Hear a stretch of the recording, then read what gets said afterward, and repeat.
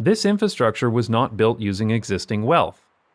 Instead, in order to accelerate growth, federal and state funds were used to build these places, paid for by government bonds. Now, you could argue that debt in itself isn't necessarily a problem, as long as that debt can be repaid.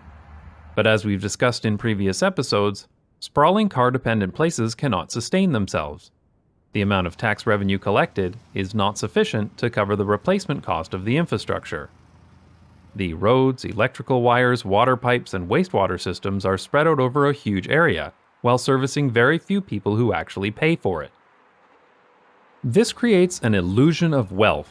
These cities and suburbs look wealthy because of their new infrastructure, but in the long term, they're financially insolvent. But the effects of this are not seen until that infrastructure is due to be replaced, which only starts to happen after about 25 years. When these infrastructure maintenance bills come due, the city needs to find a way to pay for them, and if the city is not growing, they can't just sweep the problem under the rug. The first reaction of many people is to just increase tax revenues. But this shows a lack of understanding of the scale of the problem. Strong Towns has several examples from actual real-world cities and towns. Tampa, Florida, for example, needs to pay $3.2 billion to repair its water systems, requiring an 8 times increase in spending. Fun fact, Tampa already pays more in debt payments on water infrastructure than it spends on maintaining water infrastructure.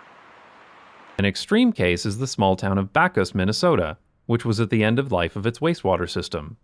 But because this town was made up of sprawling low-productivity car-centric infrastructure, the wastewater system was sprawling and wasteful as well.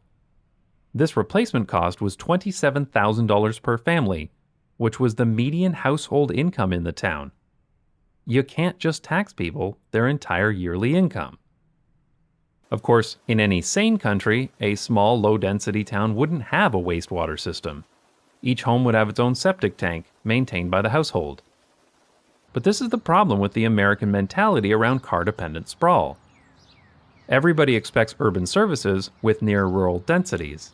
Municipal water and sewer systems, buried electrical cables, traffic lights, garbage collection, fully paved multi-lane arterial roads to every neighborhood, but they're not willing to actually pay for it. The American dream never said nothing about maintaining your own septic tank.